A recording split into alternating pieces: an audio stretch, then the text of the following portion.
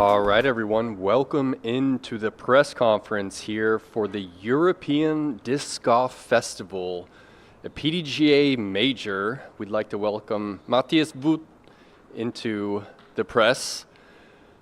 Matthias, you are the European Disc Golf Festival Head of Operations, and first I would like to ask you what it means to you for this country and for this community to host a PDGA Major here in Tallinn. Well, I think it's a huge honor, and it's probably something that shows how much hard work we have put into the last few years that we have been hosting these great events here at the Tallinn Song Festival grounds. So yeah, really excited to get this thing started tomorrow. Can you speak on the event that just recently took place here at the festival grounds and the aftermath of that event and the work that your team has been putting forth to get the course playable? So roughly a week ago or a bit more, the Song Festival was taking place here. So there were 150,000 people in the same location. And sadly, it rained pretty much all the days. So a lot of the holes were really muddy. But let's say we have a pretty awesome team, and the hosts, I mean the Tallinn Song Festival grounds, saw that we have this great tournament coming, and we need to act quickly. We had a pretty good action plan, I would say. So a lot of sod was placed, so 1,500 square meters of sod. Also a lot of grass seed, and there were about 10 guys working tirelessly day and night for the past week, plus our own team, which consists of, together with the volunteers, roughly 120 people. So yeah, I think we did as much as possible, and hopefully the players and the disc golf media and the local media will enjoy it. And can you speak on the coordination that your team has with the city, as well as the country? It seems like you guys are kind of breaking some new ground with our sport in bringing the awareness to the community about the event that is happening this week. Yeah, let's say the country, or specifically the Ministry of Culture, the Enterprise Estonia, and the City of Tallinn are backing us up. So Estonia is a really digitalized country. So we have these like grants or like bid systems. So if you are bringing in a lot of foreign tourists, then you can apply for some kind of grant that you can use. And since our numbers are really good, then this is the third year in a row we got their backing. And since we have some superstars here, mainly Kristin, then the local media has our attention as well. So you could take whatever media outlet in Estonia, they are constantly writing about us. So at the moment, there are two really big sports events going on in Estonia. One is in the northern part here, the European Disc Golf Festival, and the other one is in the southern part of Estonia, the Rally Estonia, which is WRC Rally. The sports media is focusing on these two events during this week. And I know we just had the Superstar Challenge last night. Can you kind of speak on the number of participants we had as far as fans, and what you can expect this week as far as fans here on the grounds for the major? I think the event was a pretty great success yesterday. We had close to 305,000 spectators here on the grounds. I don't know the TV viewership numbers yet, because we are televising it all in local TV as well. But yeah, it looked good. The weather was good. These outdoor events in Estonia usually tend to be really weather dependent. So Estonians tend to look the weather. What's the weather currently like, and then decide if they want to come to this event or not. So But overall, the ticket sales are really good.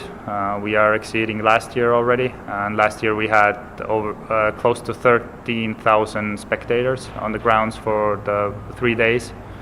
So, and then the weather forecast is also pretty epic right now. So hopefully we will break our goal, which was 15,000 people during this week.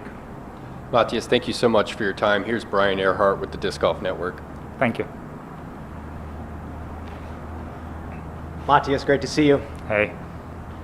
Silver Liedtma, one of the organizers of this event, was quoted as saying, regular Pro Tour events should be on technical courses in beautiful nature settings with a focus on the course and media production, but majors should be near big cities and hubs where there's good infrastructure, easy access to spectators with a focus on the fan experience and actually promoting the sport. Can you kind of speak on that a little bit, and how well do you guys feel like you've achieved that goal, this event? Yeah, when we started organizing these events, so 2023 started with the European Championships, and last year the Pro Tour event, our pretty much clear goal was that we want to organize the best disc golf competition ever. I think from the spectator experience wise, we did it last year, and we will probably do it this year as well. So, and I'm really confident in saying that because I really believe that we have something special going on. So we believe that we need to bring this disc golf as a sport to the people, not expect that the people will go to, 100 kilometers from here and watch disc golf in some wooded area.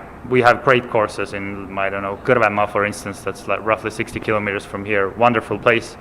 But looking at some Estonian Opens that have been taking place there will be like 300 spectators. So yeah, I think Silver's quote was really good, and this is the core essence what our team is thinking and operating with.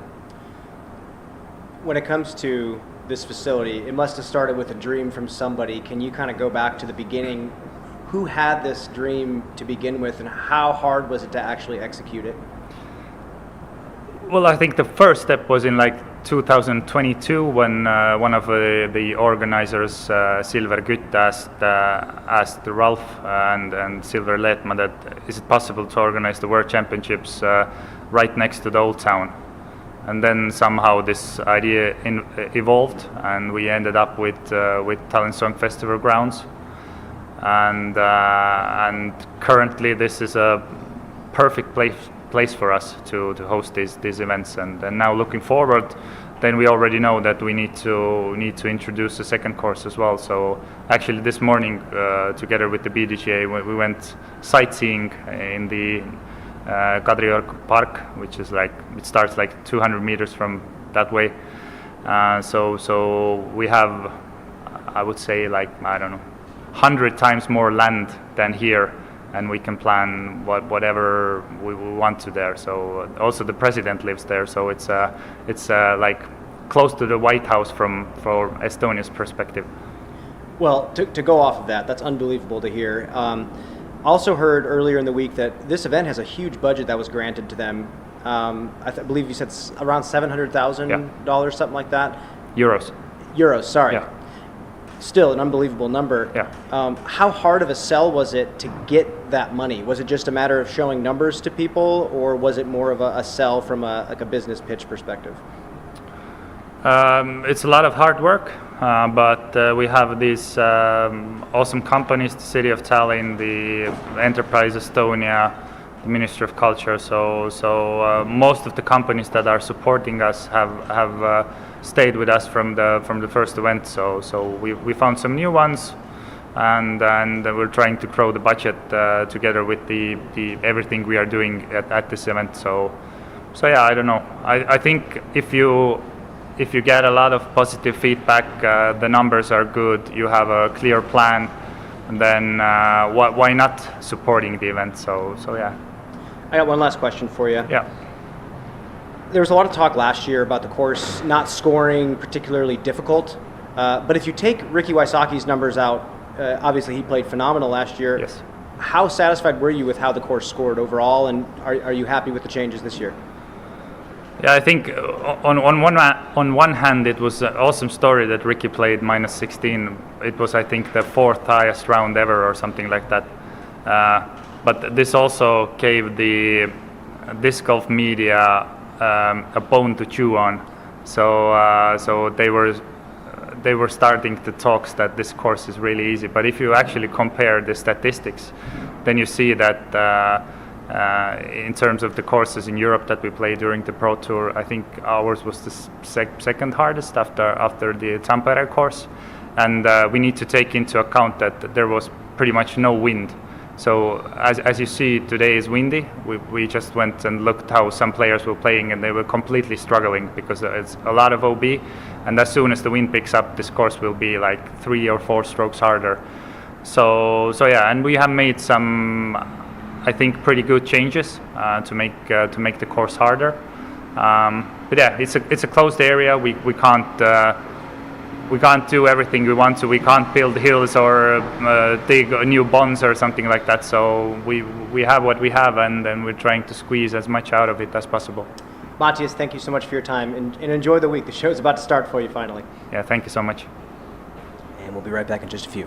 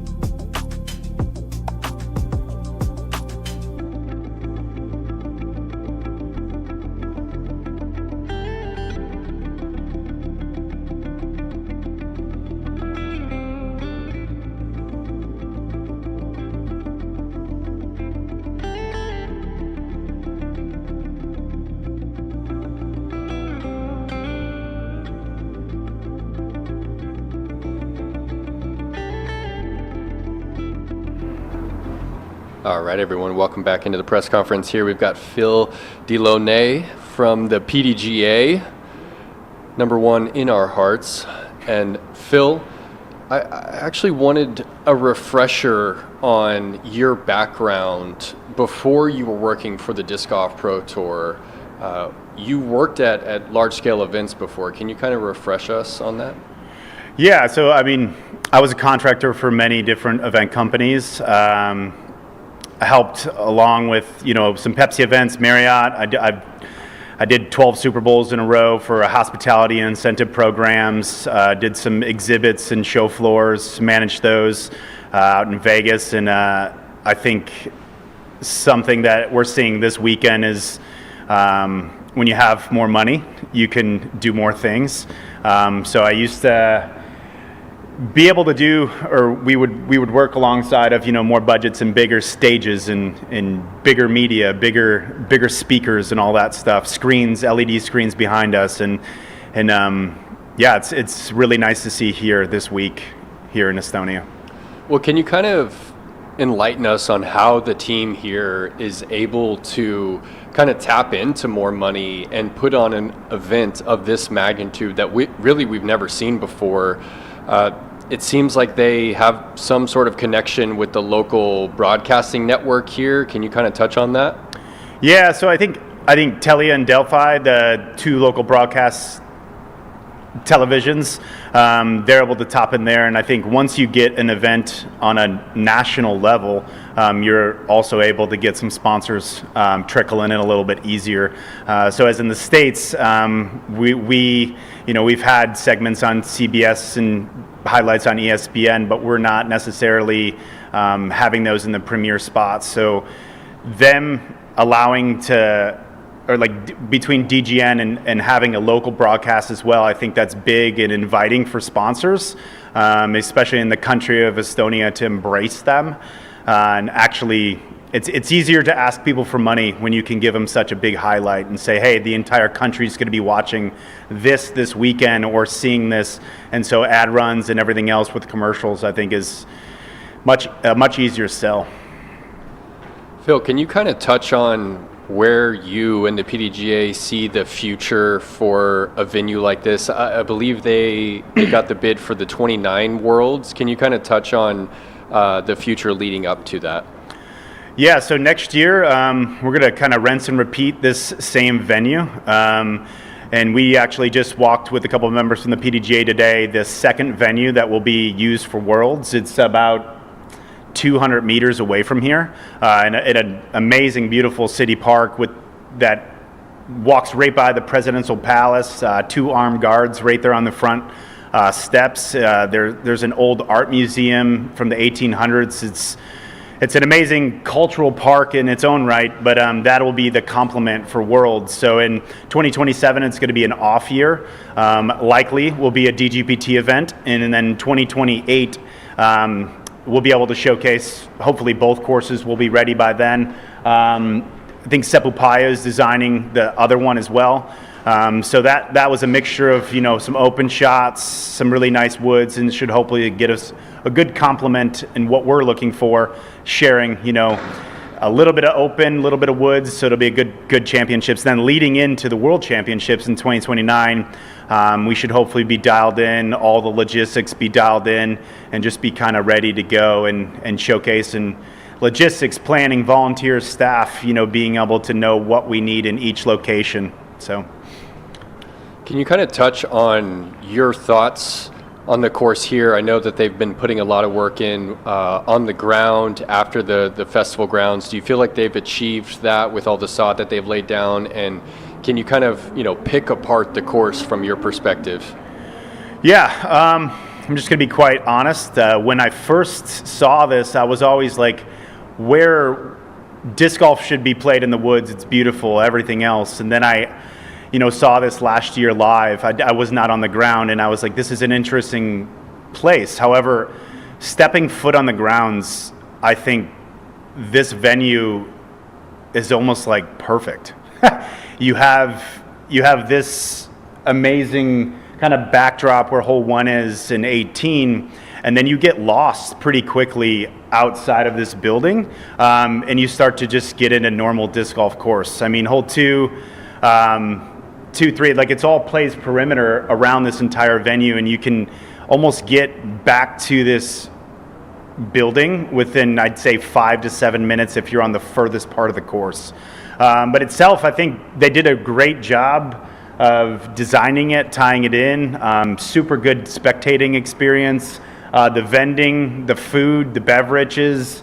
You can have spectators watch all these holes from the outside, and then stop back to the actual tournament central, get a beer, get a drink. There's going to be zoo animals. They have a bounce house. They have ping pong, yard games. It's very inviting. So the European Disc Golf Festival in its own right, I think it's great. And so just the design, I think, is incredible, and it's a good thing to be able to have a venue like this so close to a big city hub. So we hopefully can have as many spectators as possible. It's been great. Phil, thank you. Here's Calixto with the PDGA. Hi, Phil.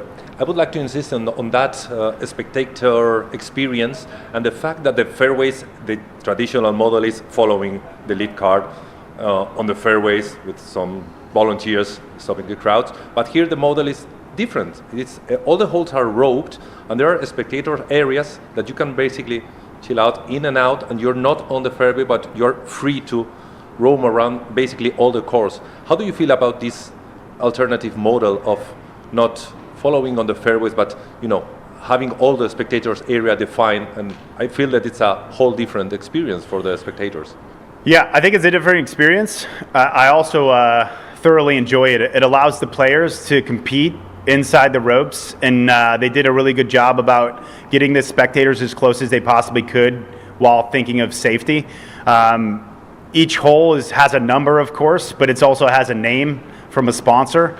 So they did a really good job, and I think last year you'll see, if you've watched coverage, and you'll see this year that it's going to look amazing with these holes well defined and lined with people standing right alongside these. So it's not necessarily walking and following. However, I think you have a good view of every single hole besides hole 4, and that's early action. So if on Championship Sunday you're really eager to watch, you still have the position to get there. Outside of hole 4, you can watch pretty much 1 through 4, and then once you get to kind of the green, it gets a little tighter, and then 5 through 18, you can see every single shot. So I think it's great that the spectators can freely roam. The players can stay within. They're safe. They can, focus on their shots, focus on anything else that they need to do to compete at the highest level. So I like the model. A couple courses have tried it in the past. If we continually grow the sport, we definitely want spectators to be there as much as we can, and I think following is good at some points. If you can't get to a certain section of the woods, and we know we can only take maybe 100 or 50 or 150 people down a certain fairway, but this course is beautifully set up, and we can take anyone. No one needs to be directly behind the players, so they can get a good view from anywhere they go. Thank you very much, Phil, and we go back to the studio. Thanks, Lisa.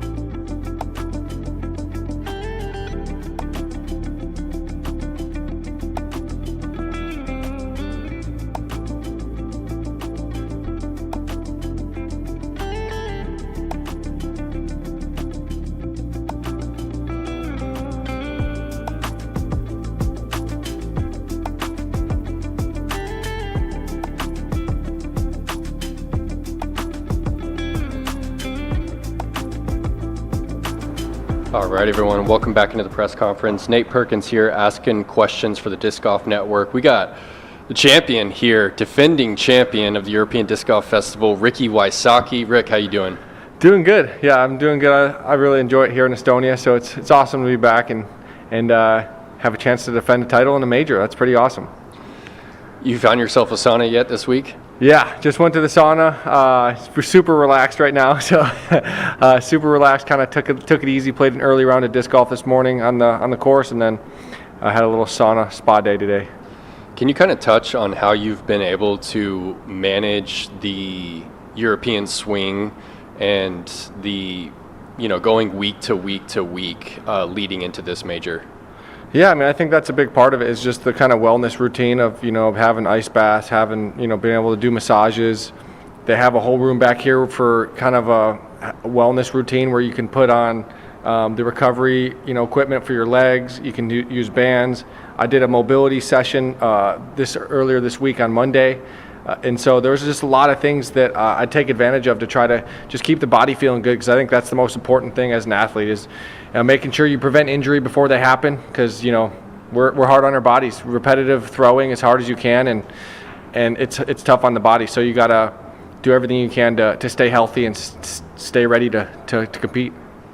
Well, Rick, we were just talking with the director of operations for this event, Matthias, and he said that they felt like they had put a good course together until you came through and destroyed that with the 16 under par. Can you kind of touch on your memories of that performance, the performance of the entire weekend's event, and how that will translate to your play this week?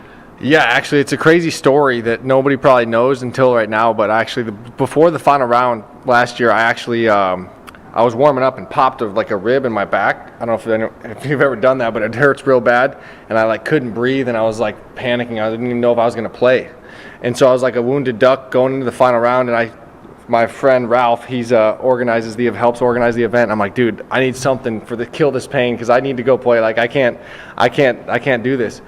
And so I didn't know until like 2 weeks after that it was a popped out rib when I got back to the States.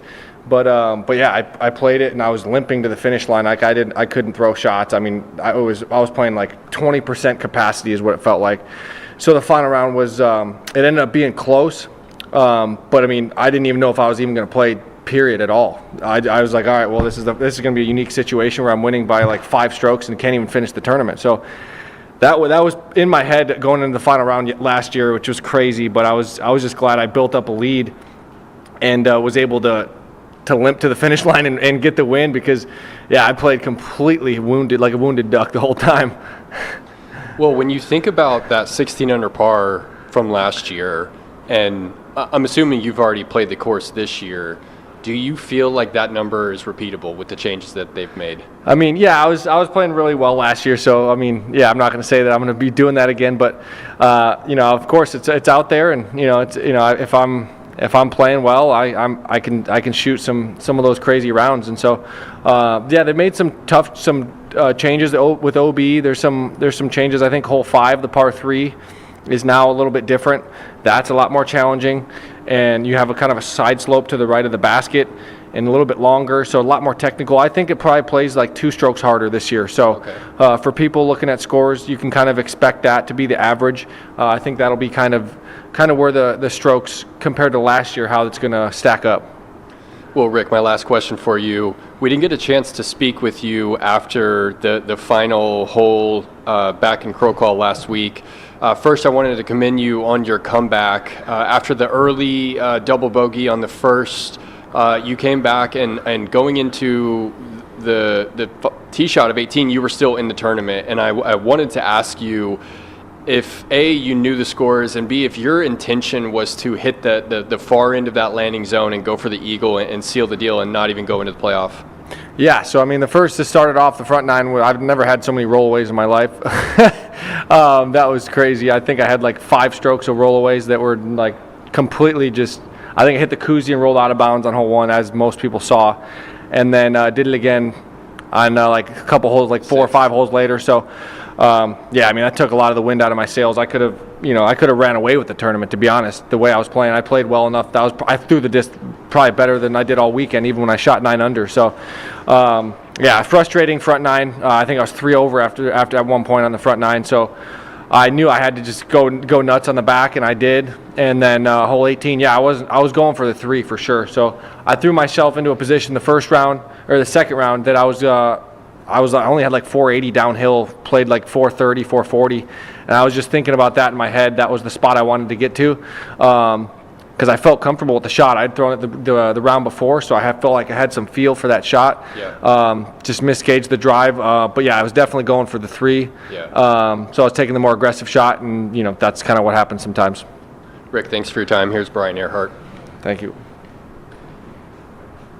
How's it going, Rick? What's up, Brian? I got one question for you. I know you like playing traditional golf in your free time, and I know you've been on top of the world in disc golf for a long time, one of the best players on the planet, and a few years the best player on the planet.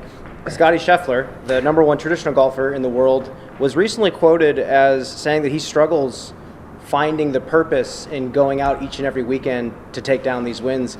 He's quoted as saying, "Why do I want to win this tournament so badly? Why do I want to win the Open Championship so badly?" it's only going to be awesome for 2 minutes. What do you think about that quote, and have you ever struggled with that as a competitor? I can kind of see where he's going with all those quotes and stuff. I mean, kind of my standpoint on it is that, you know, as an athlete, you know, you have an expiration date basically, you know, so you gotta, for me, I just try to invest all my time and energy and everything I can to be the best player I can be, and so that's the number one priority for me. As I said, you know, there's an expiration date. There's a time and a place when I'm not going to be able to play and perform, and so whenever that time comes, I want to be able to say that I gave it my all, and but I definitely see where Chef was coming from. It's you know, like I heard him say, you know, you win a tournament and there's a tournament right back the next week. So, yeah, sometimes it can be tough with the motivation, but I think for me, I still have the passion like I did, you know, 10 years ago as a, you know, young kid. So, yeah, I'm excited. I'm still in great shape and I'm able to compete. So, you know, I don't really think about slowing down yet. Sounds like there's some serious gratitude for the game that you're playing for a living. Definitely, 100%. Well, Rick, thank you so much for your time. Good luck out there this week. We'll see you. Thank you. We'll be right back.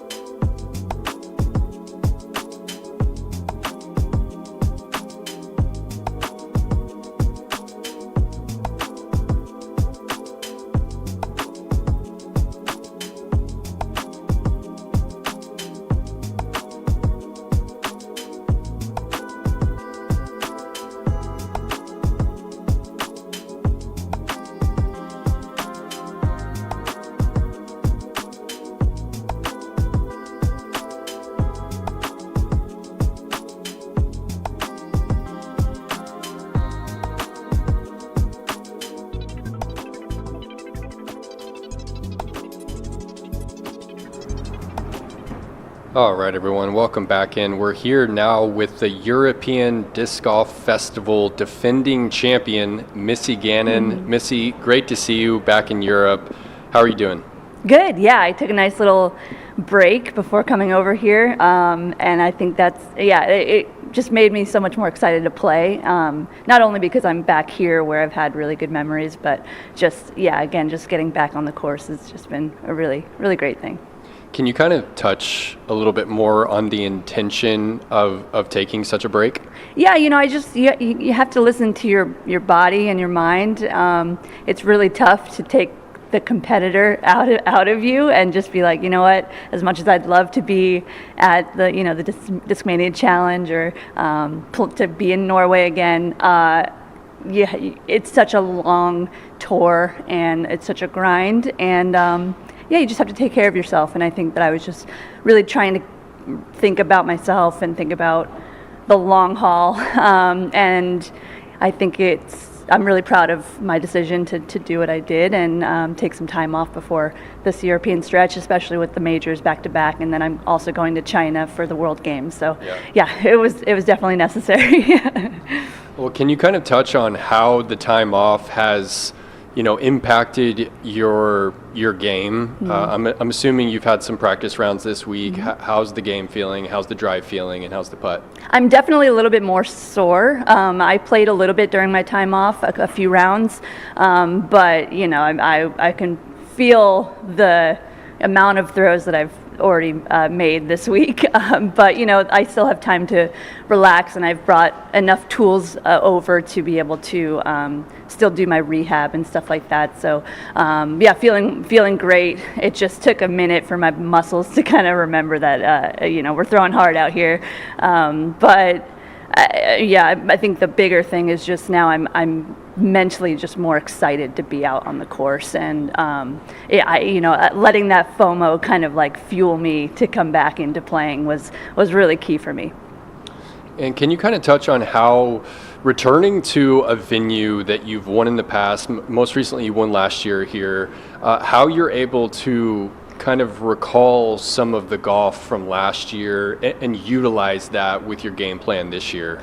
I think that the sort of like style of play out here is, there are a lot of birdies, but there's a lot of golf to be had out here. And I think, even before the changing of the rules on now what's hole 7, I believe, with like the stroke and distance sort of rules that they have there. Last year I was playing it for par anyway, so I kind of am going into that hole, while the OB lines are slightly different, I'm going into that hole with the same sort of golf mentality that I had going into last year. I think recalling those things, knowing when I can get aggressive and when I can dial it back, and just really playing within my own abilities and my own game. I think that I was able to sort of use that information and experience from last year to come back and have a pretty solid game plan after a few rounds out here. And Missy, can you touch on the experience that you've had here in Estonia? It seems from the outside like there's really nothing else like this in our sport, considering the stage, the tee up there, T1 with the screen behind it. Can you kind of touch on the experience that you've had? I've had a great experience, and it was really nice. Some of my peers that didn't come last year who are here this year, even talking about the Superstar Challenge. I tried to kind of like downplay it a little bit because I wanted them to be as like shocked as I was when I got to play last year. So I sort of was like, yeah, it's cool. And then, knowing that it's like, it was pretty awesome. And that's just sort of just a taste of what the whole week is going to be like. Many more spectators, even though yesterday still there was a huge turnout for the Superstar Challenge.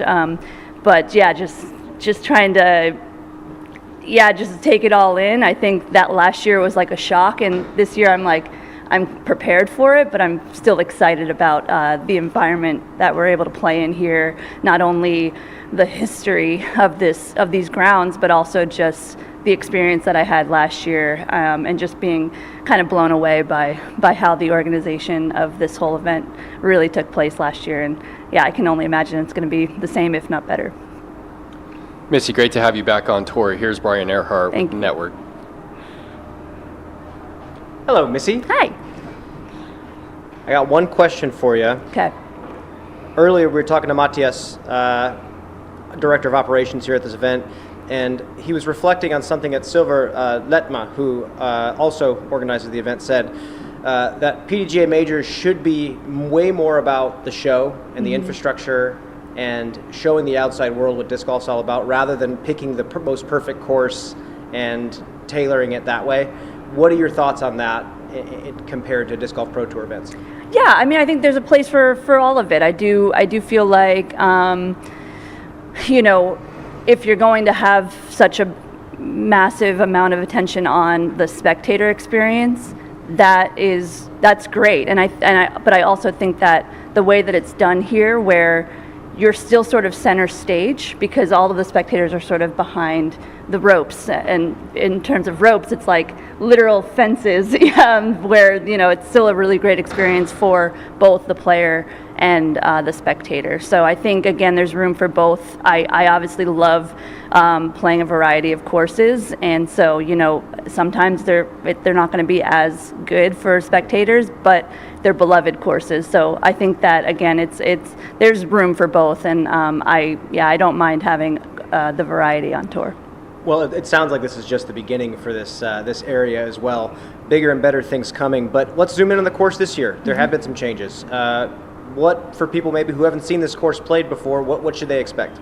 I think they should expect a lot of really good scoring. The conditions hopefully will be really, really nice. I know that they've had issues leading up to the event, keeping this course well maintained, and a lot of hard work has gone into it. But a lot of exciting shots, some shot shaping, but then some bigger bomber holes. And then again, like I said, the experience for the spectators and the experience for the players, seeing how many people are going to turn out here, I think is going to be quite the spectacle.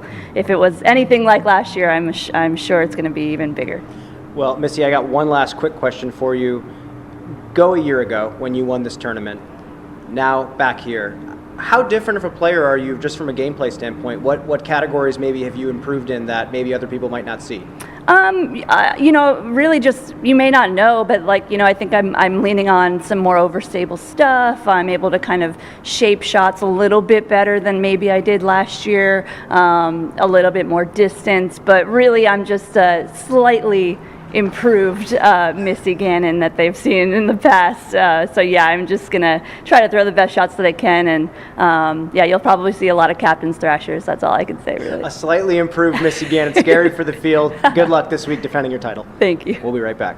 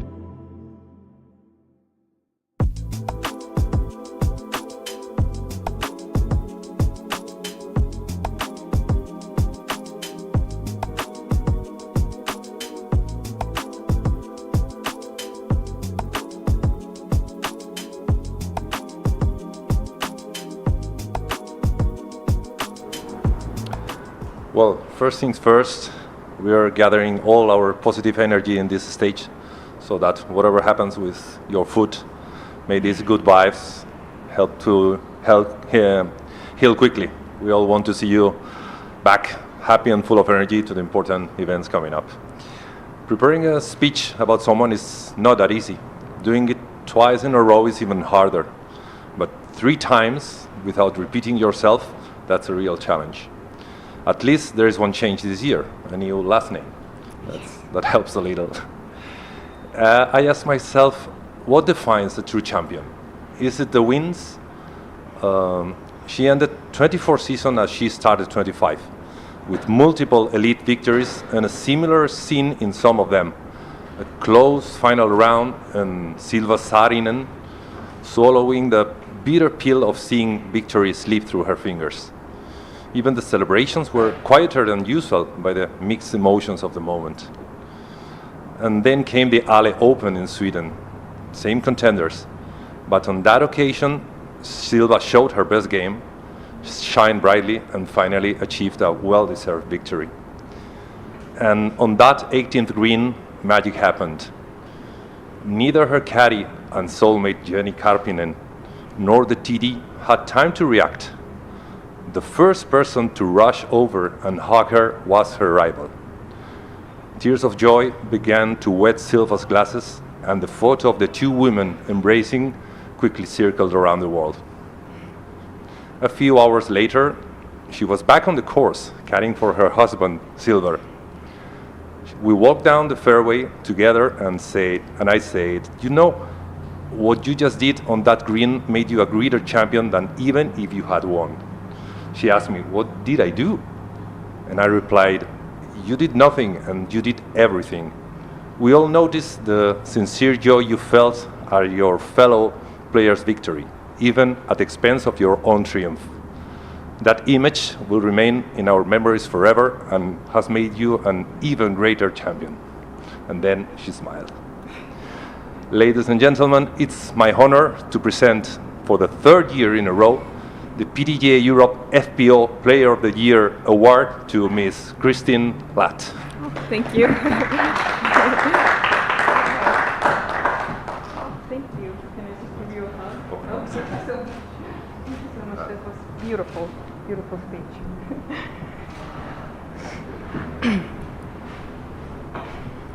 Wow. Calixto is a sweetheart. That was quite the speech. Kristen, how are you feeling after that? I tried not to cry. I had to swallow quite a few times. Now I'm good. I think I'm good at suppressing some emotions, but I can let them go after we're done here. But it was very beautiful. Thank you so much. I'm very honored to take down that title. It means so much to me. Oh, well, Kristen, can you touch on what it also means to you to see your country come together and put on one of the better events that the sport of disc golf has ever seen? It's honestly incredible. I did not think we could reach this level, but here we are. Like in my own career, I've checked many goals that I once thought were impossible. And I feel like the organizing team here, they are doing the same thing. And I have much respect for them. They're really working so hard to make this an awesome experience, not only for the players, but for all the fans as well. And it's so amazing. Yeah, I love it. Well, Kristen, of course, we read the update that you shared about the diagnosis of your broken toe, and very sorry to hear that. I want to know if there was ever a decision that you had to make about potentially not playing this event after receiving that diagnosis. Yes. When I had the talk with my doctor, she told me that she's hoping that I don't have any big competitions coming up because I need to rest, and she could already hear from my voice that I wasn't doing well. So I wrote to the TD, but yeah, I think at the end of the evening I made the decision to still compete, so I'm competing. Well, can you touch on how the injury has been affecting your, state of mind, but also how it's been showing up in your physical play? I was thinking about it, and I think I'm very used to pushing hard, and I'm used to pain in a way because I've done a lot of sports, and so it's familiar for me. I'm not saying it's healthy, but somehow in a way it's been normal for me, so it's been easy to be in this familiar situation and sort of tell myself to just push forward. It's okay. But there's this other side of me who is seeing the pain and who understand that I actually need to take some time off, which I haven't, and only I am responsible for that. There's like no one else to blame. So yeah, here I am. I've made the decision to still go out there, do my best. I'm trying to take care of myself as much as I can, but I'm scheduled to play here and in Worlds and also in the World Games, so I know that there's a month of disc golf ahead, and I'm just taking one day at a time. Not saying it's been easy for me, but at the same time, I feel like I can make it easier for myself by focusing on the positive and focusing on what I can do to feel more comfortable in this situation. So trying not to like get trapped into this negative mindset. You also shared publicly that you have been feeling that it is a burden for you to show up and perform at disc golf tournaments, and that you've just recently uncovered how to find the desire to want to play again. Can you kind of unpack that for us and illuminate how you were able to make that mental shift? Yeah, I think just with all the hardships, I think my brain chemistry is not like working very well. So yeah, I've been down a little bit, and then I start to think about like what's expected of me instead of just following my own like inner feeling. And I mean, there have been occasions where I'm like not representing the national team, and then there are news that I'm like letting down the team or something. So I know that I shouldn't let myself be impacted by this, but at the same time, there's part of me who has been impacted by this, and all these memories start to come up, and then I get stuck in this loop. But now, yesterday, I understood that there will always be people who understand my decisions, and there will always be people who don't understand my decisions, and I cannot please everyone. So I just have to be in contact with myself, and then I really asked myself, do I want to be here? Do I want to compete here? And I do. I really want to be here. I want to show up here. I want to experience this. And that's how I came to that decision. And because it came from me, I feel like it's the right thing to do, and I feel like I'm already in a better place, not thinking about what others are expecting, but rather just doing what I truly want to do. Well, Kristen, you won the European Championships right here behind me, and I recall the emotions that you felt in that moment with that comeback. And this will also be the first opportunity, I believe, for you to win a major in your home country.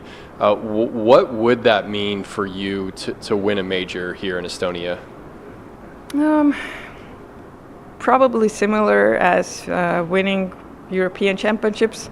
I think the overflowing emotions were because of my last very tough round where it seemed like I couldn't play disc golf anymore, and I truly had to like battle myself to finish the round and still win.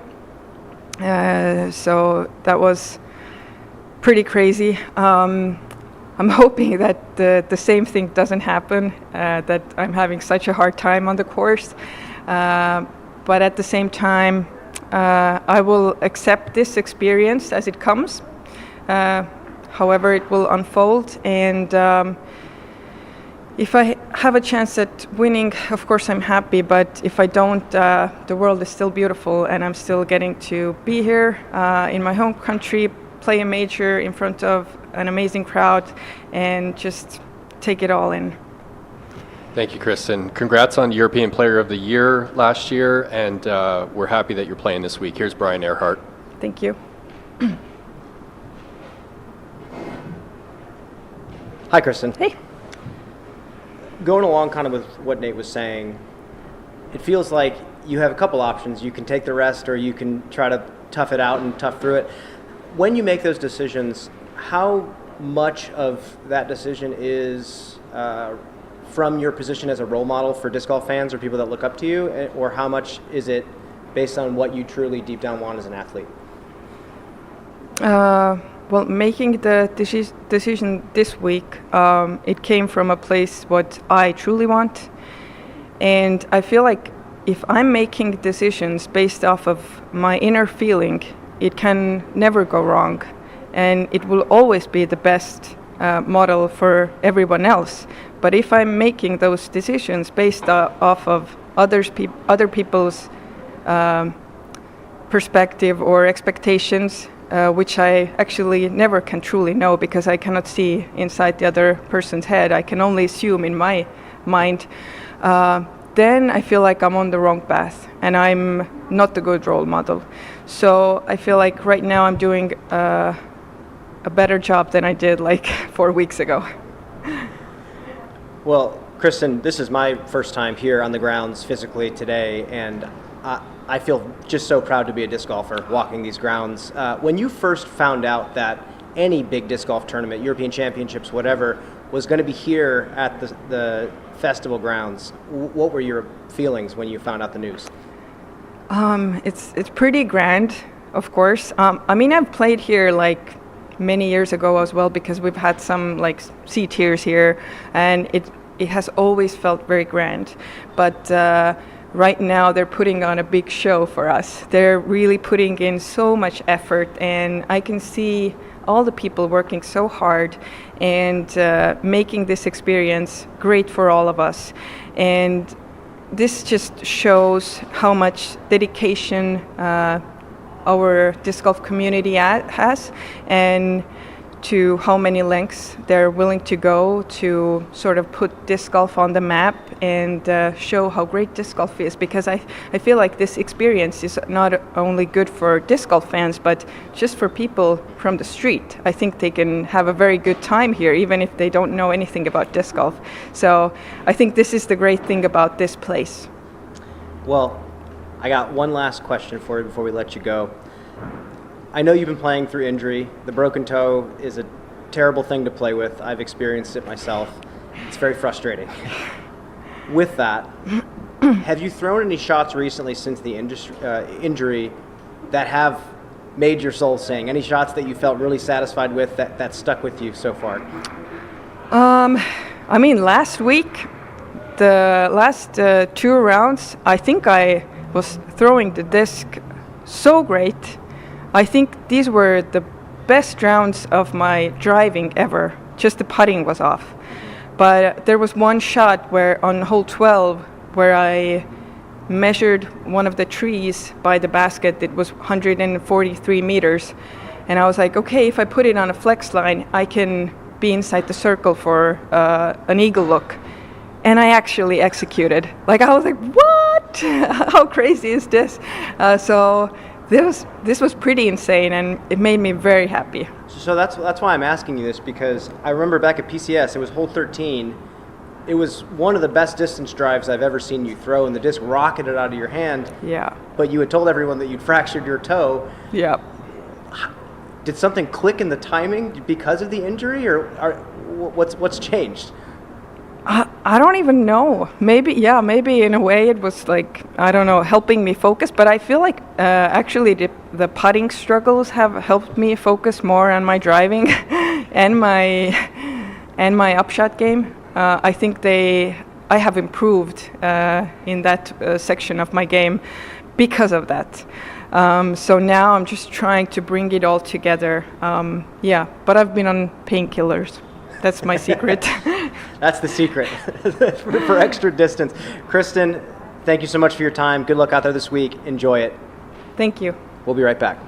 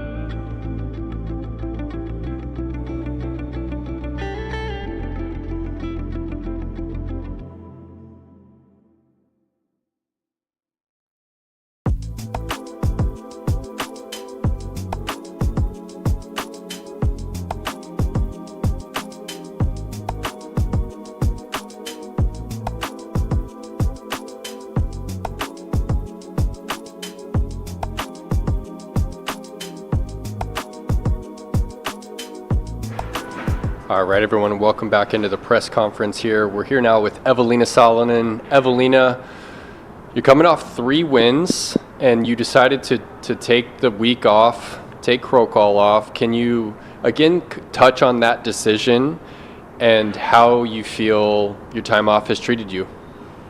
Yeah, it was nice off week, and I decided that like before this season, like when I planned what tournaments I will be playing, I think it's getting too busy like to play and finish on Sunday and then travel here and having like a couple days before major.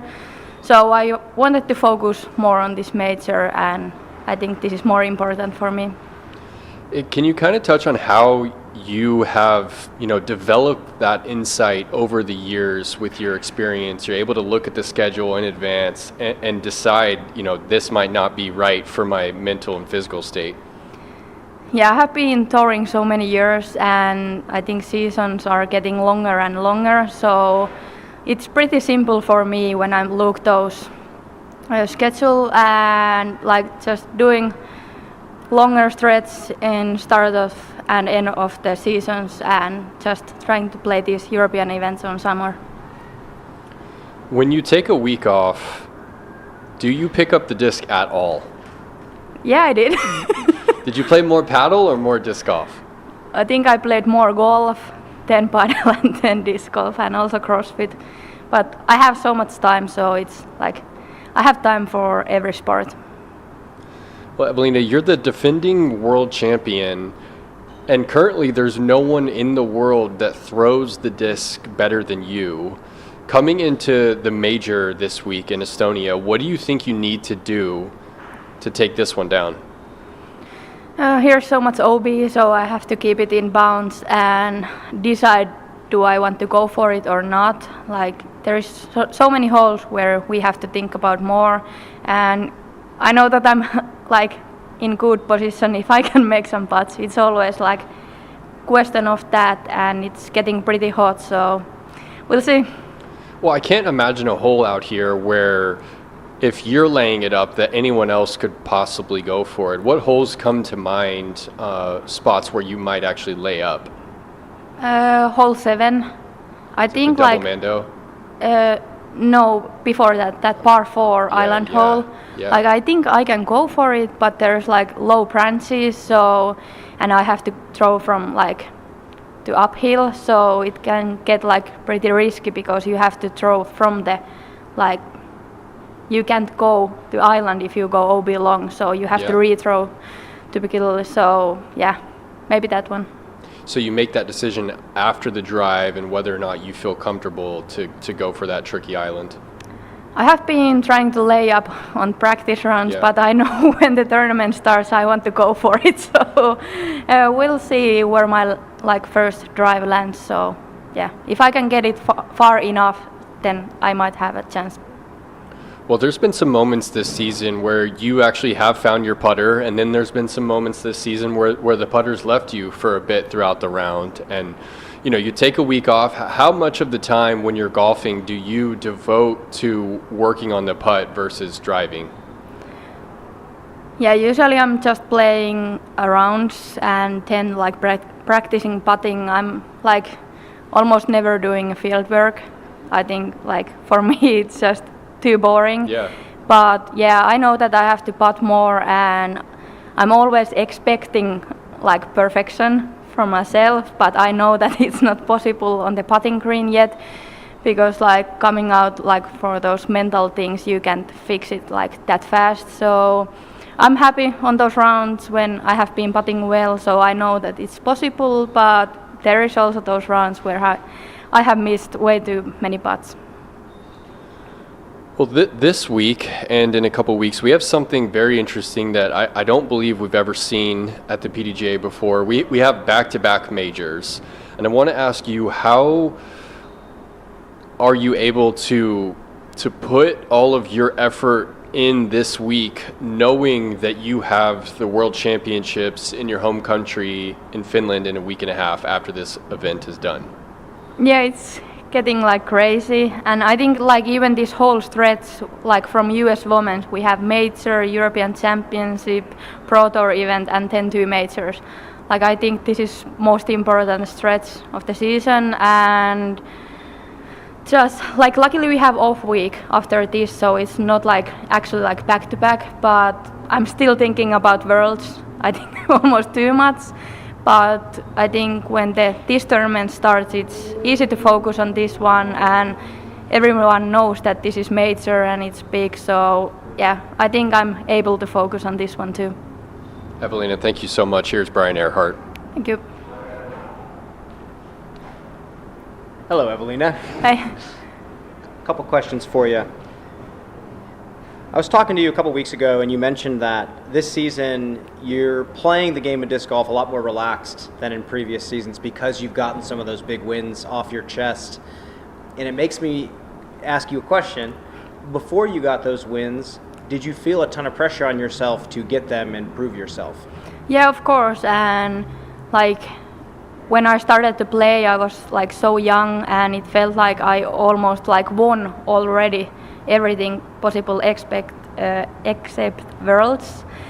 But yeah, when I got the World Championships, after that, like I knew I have won everything, like what is possible, and now everything is just a bonus after it. And I think realizing that, and then getting more wins after it, and just realizing I'm always winning if I'm having fun on the course, and like it's so different feeling to play, like when you are putting like too much pressure on yourself and it's not that relaxed anymore. I believe you said something along the lines, on the green of 18 when you won US Women's, you told Terry, I forgot what it was like or how fun it can be to come down the stretch in battle at the end of a tournament. What is it like? Can you kind of tell the listeners what it's like for you? What are you feeling when you get in those battles? Yeah, it's fun, and like sometimes playing maybe on second round, it's not that same feeling because you know that you have so many holes left.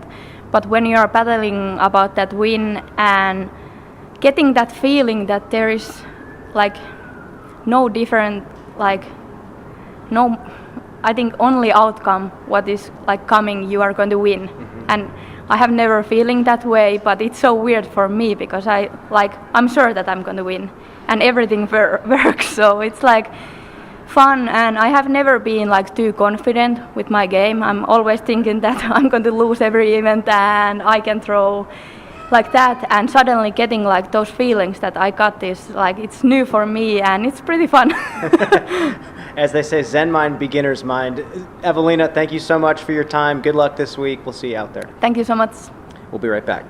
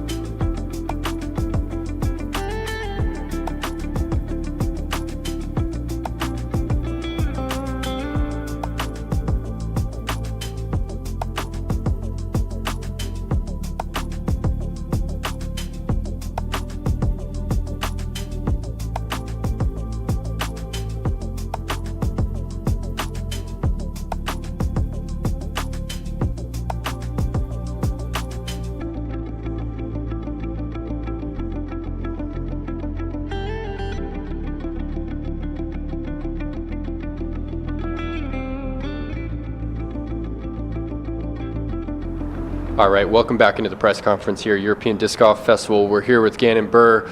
Gannon, I was actually right behind you when you threw that approach shot on the 17th. I won't lie, I felt like you started it off a little too direct at the pin. I felt like there was some head left to right coming, and I thought you were going to throw it a little wider. Can you recall that shot that you later stated felt like it lost you the tournament?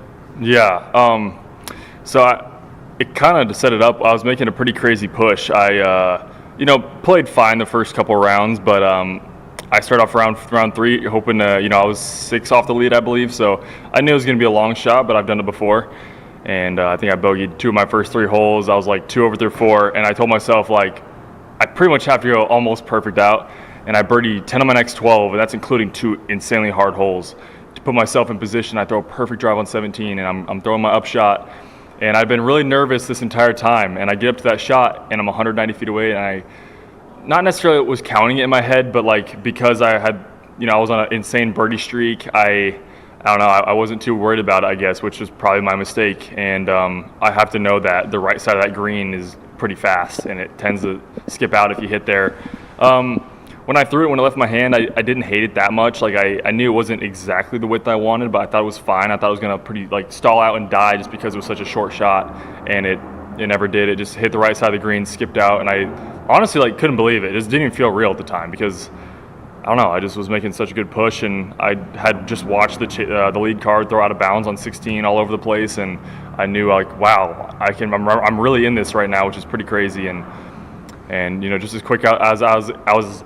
Gosh, can't speak. As quick as I was in it, I was out of it next. And I had a chance if I eagled 18, I would have pushed a playoff. But, if I was able to birdie 17, we saw how easy hole 18 was playing. Yeah. I figured I'd birdie that, and that would have got me to 23 under, which would have forced the lead card to get eagles to tie me for a playoff. So, it hurt. Definitely really frustrating, especially because pretty similar story at the PCS Open. I, had a lead with going into the back 9 and then just kind of let it slip away. So, I felt really good coming into this Europe stretch. Obviously coming off, a really hot preserve, but didn't play well at Des Moines. And, we got 2 majors coming up. We got some really important tournaments, so I'm looking forward to those. Well, what's your practice been like this week? What do you make at some of the changes out here? Yeah, I think all of the changes are good changes, which I'm very excited to see because I wasn't a huge fan of this course last year, which is not a diss on the course. I just don't know if the property is the best for disc golf. So obviously we have the crazy hole 1 and hole 18, which is really cool, but the rest of the property it's a bit shorter on the shorter side for sure. There's some rolling hills, which is nice to see, but definitely kind of feels more like park style golf, which I don't hate, but it does force the course to have a lot of out of balance to then create the difficulty. But I think they made some really good changes. I think that kind of early back 9 stretch where it's maybe 10, 11, 12 or 11, 12, 13 last year were some really crazy hard par 3s, 450 to 500 feet, hyzers around corners. So I think we only have one of those now, and they stretched 2 of them to par 4s, and I thought both of those were great changes. So the course is going to be playing really well this year. I think with the addition of a couple new pin positions for the A and B days, it's going to be pretty fun to see how those play out. And I'm just happy to be here. We're going to have some great weather this week, it looks like, so that's exciting. Well, Gannon, when you have a tournament like we did last year here at this course, Ricky shooting 16 down, how much does that kind of linger in the minds of the players and yourself? When you come to prepare for this event, do you feel like you have to be near perfect to take this event down?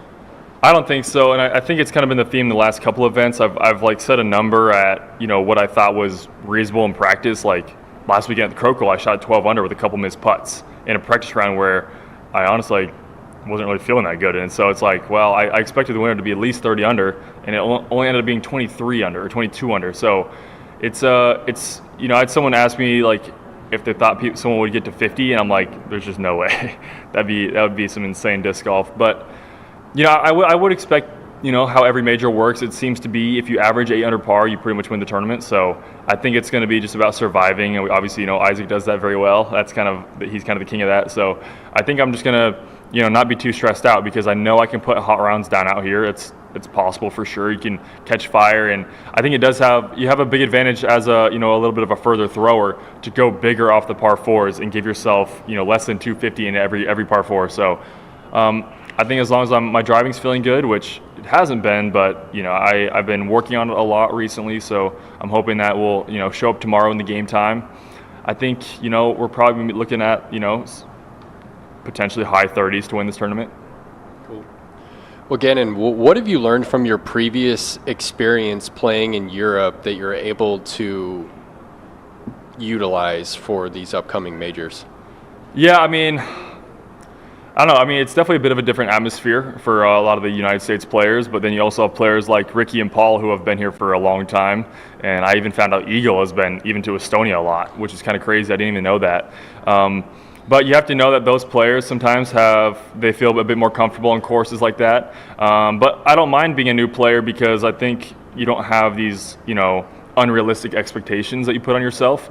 And I think that's always been kind of tough for me, is whenever I've played really good at an event in the years past, that I figure I can just do the same thing again, no problem. And it's not that easy. It's pretty tough, actually. So, yeah, I obviously won a major here last year over in Finland, in Europe. So I have good memories in Europe, and I didn't play my best golf here last year. So I think I'm going into it with no expectations. Obviously, it's a major. We have Worlds in 2 weeks, so this is kind of just in a way, a warm-up event to the World Championships, but I think this will be big for building momentum, and I think players are taking a lot of time to fix what is wrong in their game this week, because of how important these next 2 weeks are.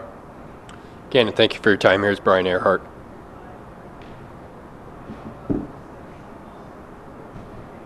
How's it going, Gannon? What's up? Not much. Question for you. I was walking the course today, getting some notes with Sullivan Tipton and Colbert Dolan, and they were just talking to me about how they approach the course and how they've approached disc golf recently. Sullivan told me I got a call wrong because I said that he wasn't throwing in a throw-in that he had. I was thinking that he overthrew it, but he told me that he's running 80% of his upshots he's trying to throw in, and Cole said something similar. Is this a common trend amongst the MPO division? Are you doing that when you're throwing upshots? It seems like we're seeing medal hits and aces like every weekend on tour. I don't know. Sully is so good at getting the nose up on the forehand, which is very hard to do. And yeah, the amount of times we'll be in practice rounds and he'll just walk up from 140 and just toss a zone in for no reason.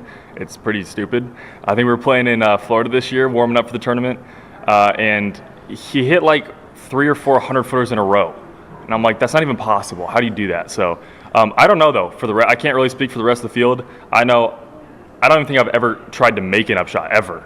Not one time ever. So if my upshot goes in, it was not intended. But I'm always playing for a park job. So not a common theme, at least from what you've heard amongst the rest of the MPO I think field. so, yeah. Well, with that, our time's up, Gannon. You got a major to play, my friend. Good luck out there. We'll see you. Thank you. We'll be right back.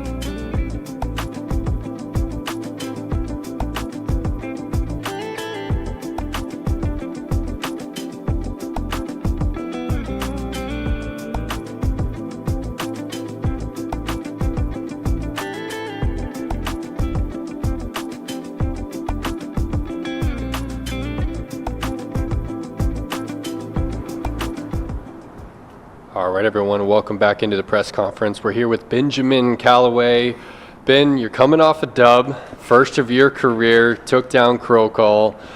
What has the aftermath of that win been like for you this week? To be honest, it hasn't really set in yet. As soon as the celebrations happened after the event, signing all the autographs, me and the Finns, we literally hopped in the car, drove 6 hours straight to Stockholm, got a hotel that night, woke up, got onto a ferry, slept for maybe about 4 or 5 hours, 10-hour ferry ride, got off the ferry, hung out in Turku, Finland for the night, and then woke up, took another ferry, came here Tuesday, and now got my 2 practice rounds in, and here I am talking to you now. So Wow. it's been nonstop since the drop of that last putt to here. Well, I guess I want to dive into that playoff a little bit.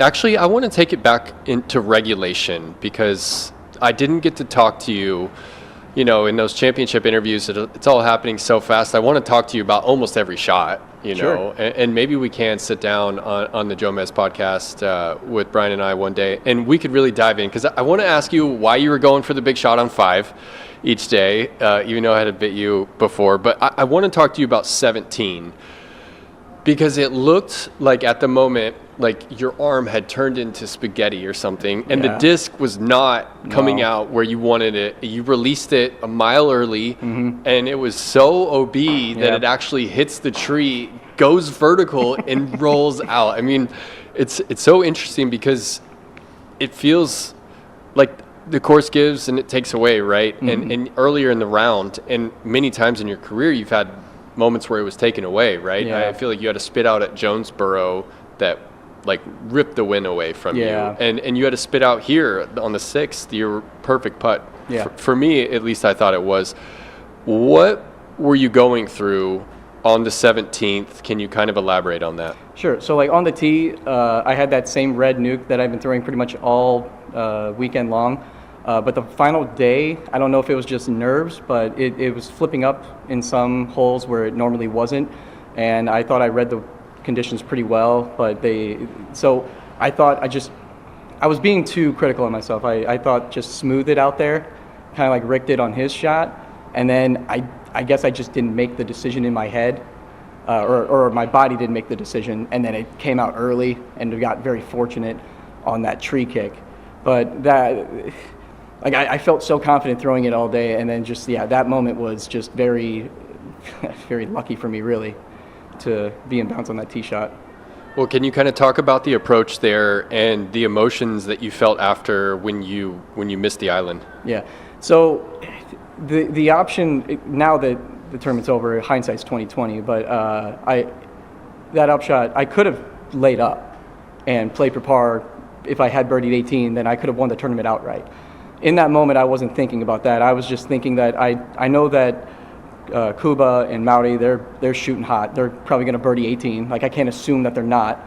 And then I'm assuming Lowry's going to be going for the green as well on 17, probably going to make it. So I can't allow myself to lay up and then potentially lose a tournament. I had to have the mindset of, I'm going to go for this, and if I don't, then at least I know I gave myself an opportunity. And I just didn't throw a great shot. It was a little bit of a side hill, and my sidearm isn't something that I lean on too much in pressure situations, but I felt good about it on that hole. And I think it was just the combination of the side hill lie and maybe the pressure of the moment, but when I threw it, it just came out early and hyzered out immediately and never even had a chance of going in bounds. Well, I want to zoom in on the playoff then. When did you find out that you were going to be playing hole 18 on repeat? When they announced it.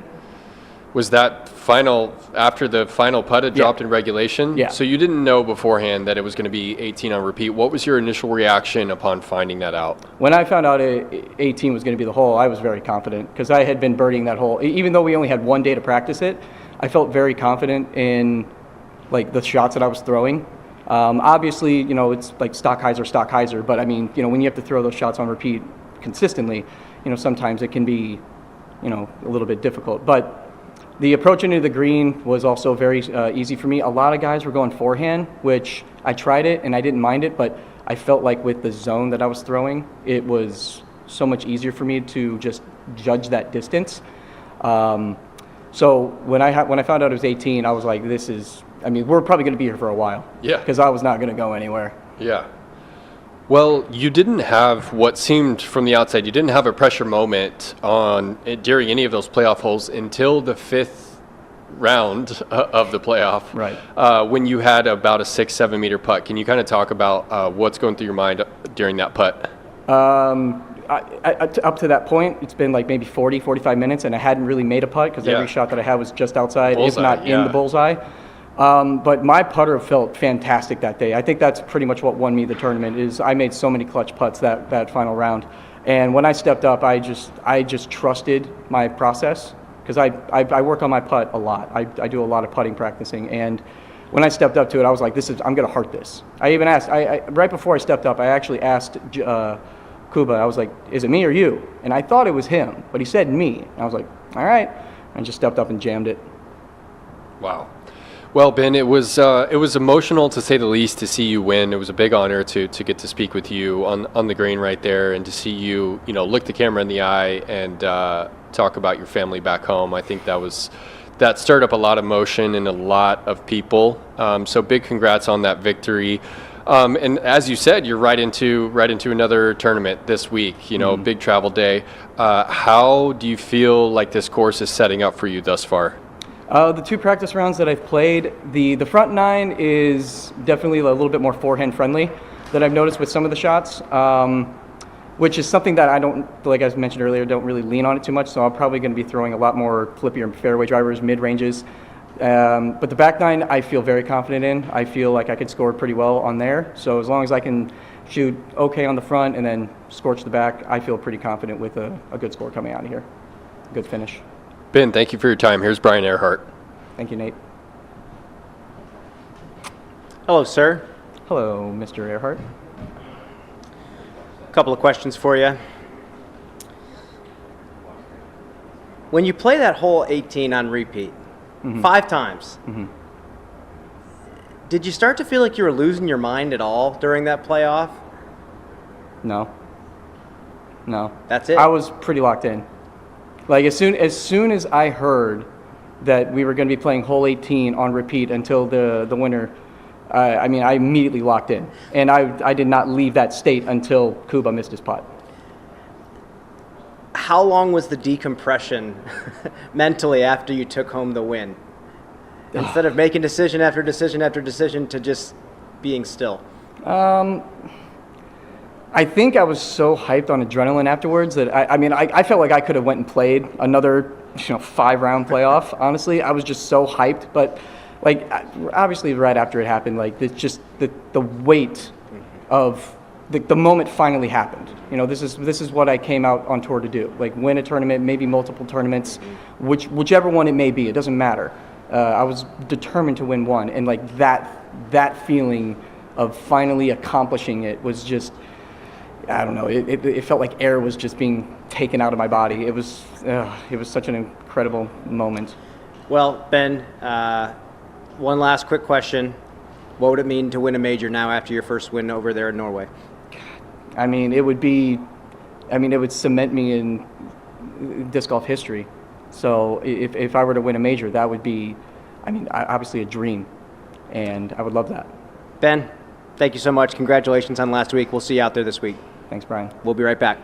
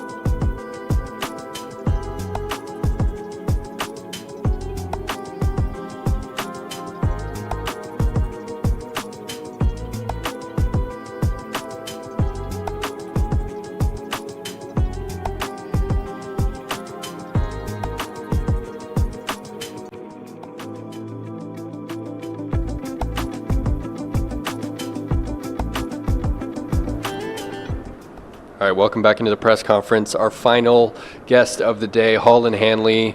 Holland, I applaud you for unashamedly rocking the tourist hats.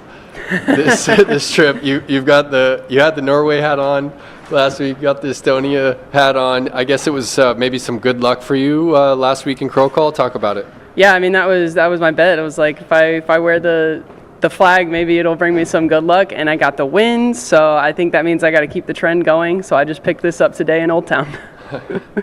Well, how was your experience in Old Town? What do you have to say about the city of Tallinn? I think it's been such a privilege to get to visit a place with so much history, because in the States we don't have like museums that go back 1,000 years. So We got Walmart. We got Walmart, yeah, exactly. So yeah, it was really cool. We went and had brunch down there, and went to a museum and walked around a bit, and it was just such a lovely day. And it's so cool to see the old buildings and how they've kind of, instead of maybe tearing them down and building new structures in place, have found ways to use that old infrastructure to create something that's really unique. Yeah, that's really cool. I feel like that's one of the many perks of just being able to travel to play disc golf. What do you make of the venue here for the European Disc Golf Festival? Yeah, this venue is really cool. I mean, I didn't fully know what to expect. I've only, known what I've heard, but like we had 4,000 people out here to watch us do a skills challenge yesterday. Like that was crazy. We don't see that in the States at the moment. So this venue really sets up nicely for that. And then of course having the big screen when we come out and the steam, and then having this crazy structure behind us while we're throwing. It's just a really cool, unique venue. And how about the course? How is it setting up for you? Lots of OB. I don't think any of the shots are too complicated. It is a lot of, you can kind of break it down into some stock shots, but if you do happen to hit a tree or something, you can take the OB strokes will add up really quick, especially in particular holes. So there are definitely some spots where I'll be playing maybe for par, unless I just happen to get a perfect tee shot off. But yeah, I would say it's simple, but very punishing. It seems like it sets up pretty well. There's a lot of low ceiling forehand shots. Mm-hmm. Can you kind of touch on some of those early shots and whether you're able to go with like a straighter 9-speed like a Raptor slot, or if you're throwing drivers on those holes? I'm not throwing a lot of drivers out here. Honestly, there's even some holes where I'm able to just get by with a zone. I'm not even having to really play a skip. So yeah, there'll be some zones and some Raptors, some Vultures as always. But yeah, really just a lot of like straight and pushing hyzer kind of shots. And I'm actually going to call you out here on some of your mistakes last week. You had a chance to just totally walk away with that tournament. You were 8 under through, I believe, the first 12 holes of the event. And some of your mistakes on the forehand side of things, nose up, hyzer, peeling off right. Do you are you aware that sometimes that tends to be your miss there on the forehand, and how it kind of brought the field back into contention last week? Yeah, there have been tons of times in the past where my forehand will be great, and then it kind of just gets away from me, and that's definitely been something I've struggled with, is when the forehand starts to get away from me, getting it back. And I knew on that last day, like whether or not I won the tournament was going to be contingent on whether or not I could execute those last 6 holes. And yeah, I mean, in that scenario, all I can do is try to correct on it. And I didn't quite correct in round 2. I did a little bit better. And then finally in round 3, I was able to get hole 13 in bounds, hole 14 in bounds. And they weren't the prettiest forehands, but I think the fact that I was able to still feel confident enough to attempt those shots and even correct on some of those shots speaks volumes to growth. But yeah, I mean, usually if some shot gets away from me in the tournament, it's usually something related to forehands. And do you ever look back on a tournament and to try and kind of key in on what went wrong and work on it the next week? Oh, always. Usually on the way back from every round, that's what Tyler and I will talk about. What worked, what didn't, what do I need to fix the next day? Is there stuff I need to do in field work the following week? And in the case of the forehand, after round 2, while we were waiting for the bus, I went through a few in the field, and it was just, I needed to see myself throw 5 or 6 of them and then come out correct for me to like kind of get that confidence back. But yeah, that's something I'm doing all the time. And to contrast me picking on you, I want to highlight some of some big accomplishments from the tournament. You mentioned hole 13, you mentioned hole 15. You had, close to 10-meter putts straight toward OB on both of those holes to not lose a stroke or to just lose one on the 15th. And I asked you about them previously, but I want to zoom in a little bit more and hear about your process in those big pressure moments. There were times in years past, 2 years ago, where those moments seemed to be too big for you, and it kind of seems like you're kind of shutting the door on that narrative, and that you almost like embrace those pressure moments. Can you touch on that? Yeah, I think that last day I wasn't throwing that great. I mean, I got off to a really slow start, and Silva got off to a great start. I think she was 2 down through 3, and then I was even through 3, and then I had that roll away that happened over on 6, and I ended up a pretty good bogey save. I don't know how well the camera actually captured what my situation was at the bottom of the hill, but like that was a scenario that could have easily ruined my tournament, or ruined the opportunity for the win there. And I think in that moment, it was kind of the decision to not get frustrated that really kept me in it. I've noticed the last few tournaments that when I get frustrated at my throws, the putting just goes away. Whether I was putting well or not, it's just like no chance. And so I was kind of coming at it with this attitude of like, let's not get so mad at the throws that we forget how to putt, because that seems to be the only skill that's working right now. And if I can like stay calm like that and just have a nice, slow, smooth swing that's I know is going to stay online. If I know I'm not going to pull it right, that gives me the confidence to give the disc the height even from that 10-meter distance. And I think I was able to stay in that calm kind of mental state even when things weren't going my way, and that gave me the opportunity down the stretch. And that's just come from other tournaments where I go in that final round thinking I need to do something special, and then start slow, get frustrated, blow up, only to find out that if I had just kind of hung in there, I could have maybe pushed a playoff or still won by 1 or 2. And that's the thing, is that you don't have to win by 5 or 6 strokes. It's okay to just win by 1 or 2 strokes. What you can't do is just take a non-ideal situation and turn it into a horrible situation. Thank you for that, Holland. Well, you've tasted victory on the Pro Tour 7 times now. You've almost tasted victory at the major level many times. You nearly took down the World Championships. I believe it was the 14th or 15th hole during that final round where it kind of slipped away. What would it mean for you to kind of break through that door and take your first major this week? I mean, yeah, that is the next kind of big step, I think, for me. I think last year at Worlds, I didn't expect the pressure to feel that way. I thought, maybe it would feel similar to just any other tournament. It was just an extra round, but it did feel different. And I kind of had that where I started out playing a little bit slow, some throws getting away from me, and I kind of panicked. And I was kind of playing horribly all day. It wasn't that I, was playing great and lost it on 14. I was playing pretty bad the whole day and kind of almost panicking a little bit.